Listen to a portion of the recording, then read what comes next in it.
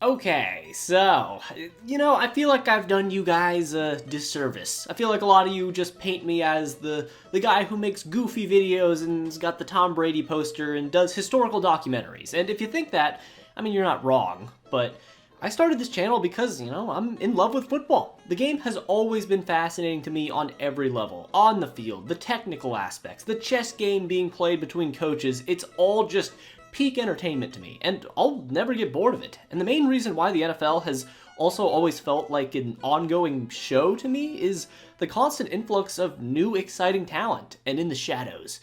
I've been doing my draft research, don't worry. The NFL draft every year brings fresh faces to the league that change the way the NFL ecosystem functions. I mean, just last season, with all the hype going towards Caleb Williams potentially being an all-time great talent, Jaden Daniels came one game away from winning the Super Bowl damn near. When Washington's biggest offseason addition was like, besides Frankie Louvu, Bobby Wagner, and Austin Eckler's corpse. And that type of situation happens like every year. Some rookies make an impact right away, but in a draft like 2025, one where people aren't super sold on the depth, I could not disagree more. With NFL players in general continuing to get better and better because that's how human beings work, I already think that train of thought is just counterintuitive, but damn near every position in the draft has the ability of producing productive players in the later rounds. But,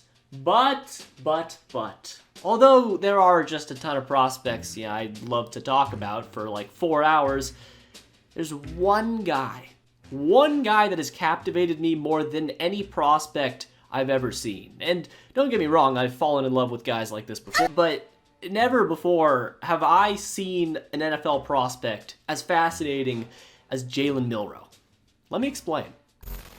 But before we continue, I gotta talk to you about this video sponsor, Kalshi. And Kalshi sponsored the channel before, so you might be familiar with them already, but Kalshi is the only legal way that you can trade on March Madness in all 50 states, and with the Final Four here, I recommend you give it a shot. So looking at what Kalshi has in their March Madness tournament bracket, here they have Duke as the heavy favorites over Houston, and then the likely winner to win it all. But if you were to go over here to Auburn and see what the line is for them, if you were to put down, say, $2 on Auburn to win, then you would roughly win $6 if you would end up winning that bet because, well, I mean, Florida's got a pretty good team and they are the favorites. So you can go ahead and do that if you want to. And me, I think Auburn's going to win it all. So I might go ahead and do this trade myself. But also, Kalshi has so much more. Obviously, check it out for yourself, but they have concerts, music, and other sports too, which, when the football season comes around, I think it's a good outlet to explore. So if all this sounds good to you, then go to the link in the description or the pinned comment and sign up using my link, where the first 500 traders to trade 100 contracts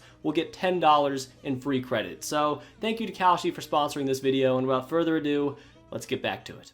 Out of every quarterback in the 2025 class, since the beginning of even like the NFL season, it's been dominated by two guys, and for good reason. Cam Ward and Shedeur Sanders are the consensus two top 3 picks right now, and the way things are shaping up to be, it would be a complete shocker if the top 3 picks in the draft are not Cam Ward to the Titans, Abdul Carter to the Browns, and Shedeur Sanders to the Giants. Obviously anything can happen, but if you had to bet real money on what the top 3 picks would look like, that's the most likely scenario. And the debate between Shedeur and Ward is an interesting one in and of itself. It's the classic fundamentals versus, like, the aura debate. We've seen it before with Leaf versus Manning, and there is no right answer. If you want someone more traditional and surgical who's already proved he can thrive behind a shit offensive line, then go Sanders. But if you want a higher ceiling and the ability to be a true MVP candidate type of guy sooner rather than later, you go Cam Ward. For what it's worth, though, my opinions have changed over time, and I'm more of a Shedeur Sanders guy. But because of the athletic gifts, I totally get why Cam Ward is going number 1. But this is what hooked me into even making this video in the first place and doing research even further on this draft class. Because, well, Cam Ward's greatest strengths listed by most experts are his strong arm and great mobility. But I would argue, there's a certain player not even projected to be a first rounder or even a second rounder who does those two things even better than Cam Ward does. Jalen Milroe has always been around football, and the motherfucker has worked his ass off to be in the position he's in today. At just 22 years old, he is 6'2", 225 pounds as a quarterback. Almost the exact same height and weight as Lamar Jackson right now. But no comparisons yet, okay? I had to mention that. I really don't want to talk about Lamar in this video, but this is a guy who grew up in a military household. His dad served in the Marine Corps and his mom was in the Navy, and he had to wait behind Bryce Young before he got a shot in college, but when he did, he was an absolute highlight machine for Bama, even without Coach Saban there. And his strengths as a prospect, like I said, were clearly on the film. This man's rushing upside is historic. That is 100% unarguable. When he is drafted, whatever team takes him, and when he eventually sees the field, he will make a play in the NFL that makes you think, holy mother of pearl, this dude is going to be an all-time great. I mean, this is a guy who didn't do the combine, which would have most likely raised his draft stock, but at the pro day, he ran a 4.37. And for reference, Michael Vick is on a whole nother stratosphere, who technically ran a 4.25, and then you got Lamar Jackson, who ran a 4.34.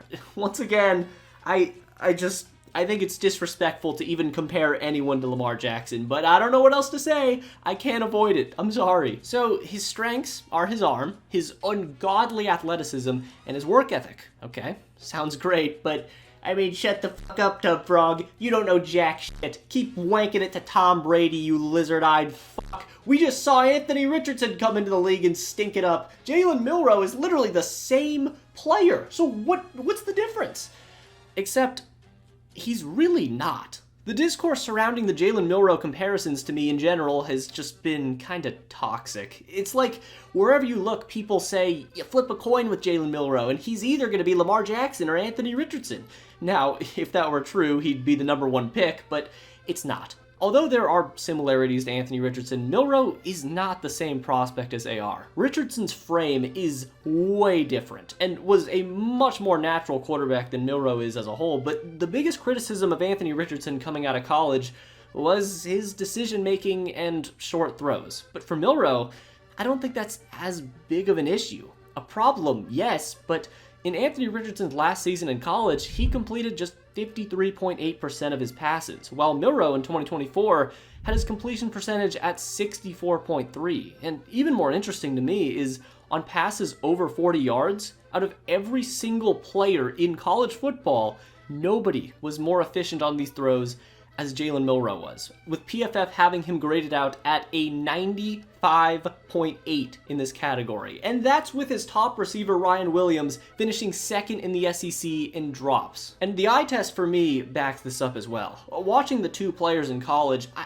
have to say, I feel like Jalen's biggest issue isn't these short throws. Does it need a lot of polishing? Of course.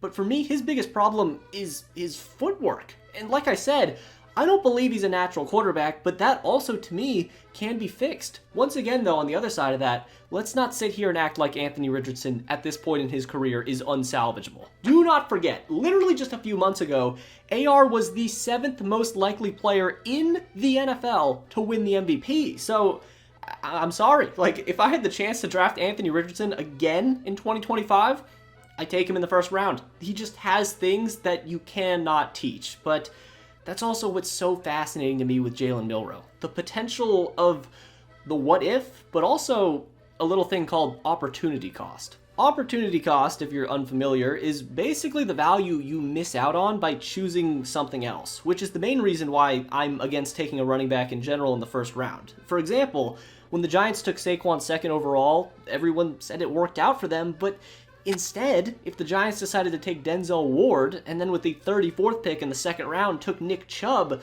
they would have likely been way better off. So that's why I don't want to take Ashton Genty as a Raiders fan. But to me, this logic applies to Jalen Milroe more than any player I may have ever seen. Historically, a player with upside like Jalen Milroe has never been seen at this low of a price. And the last time we saw it was, well, with Lamar Jackson. I'm sorry, I can't stay away from the comparison, bro, but they're doing it again. People are telling Jalen Milroe to switch positions, and he'll be a better running back than a quarterback. It just feels so obvious that, like, in 3 years, if he wins the MVP, people are gonna bring up that this statement even existed at one point. But what I'm trying to say is that if you're a team like, I don't know, a certain organization that is hands down the best fan base in sports, a team that has a head coach that took a third-round quarterback in the past and turned him into a Hall of Famer? Let me cope here. An offensive coordinator that siphoned one of the best quarterbacking seasons of all time out of Nick Foles? Just hear me out. And a quarterback's coach who's been in and out of the organization for about a decade. And let's say that we take Tetairoa McMillan 6th overall, a guy I'm kind of hoping we grab. I'm sorry. I don't know how you don't look at the 37th pick in the draft and aren't salivating if Jalen Milroe's available. And all the other teams ahead of you outside of possibly Cleveland are set at quarterback. I mean, I'd be in that front office room rubbing my hands, giggling. Cause look, okay, I'm sorry. Once again, please comment on this to see if there's another perspective that I'm not understanding, but I do not see how objectively this is not a worthwhile gamble. If your team is searching for a franchise quarterback and you have a veteran quarterback on the roster who's overcame everything himself and has figured out what it takes to be a very good player in the NFL, why not, in potentially the second round or even later, take a shot at a player that, to me, has the highest ceiling out of any quarterback in this draft, that can fulfill the most valuable position in the NFL, a guy that had 500 yards and 4 touchdowns on Georgia, a guy that is the system of any offense he plays in, and all you have to do is develop him correctly and not do what the Colts did with Anthony Richardson and throw him straight into the fire. So that's why I think Jalen Milroe is the most interesting player that I've ever evaluated myself. There's just such a wide spectrum with him. I've seen him go like top 10 in some mock drafts and also like drop out of the 3rd round and 4th round in another one. They have no idea what to do with him. But also at the same time, an optimistic viewpoint of him as a player is just so hard to not think of Lamar Jackson. One of the greatest players of all time. But maybe for as much as we want to keep denying it, that's exactly what Jalen Milroe could become. Anyways, if you like this video, then subscribe, because I got a lot of videos on the channel just like this one. And if you watched this video and you liked it, then watch this one that I did a few days back on the biggest lie told in NFL history. It's on the 72 Dolphins, and I had a fun time making it, and I think you'd enjoy it. And thanks to all my Patreons for pledging $1. It truly does mean a lot, and other tiers are also appreciated. But anyways, until next time.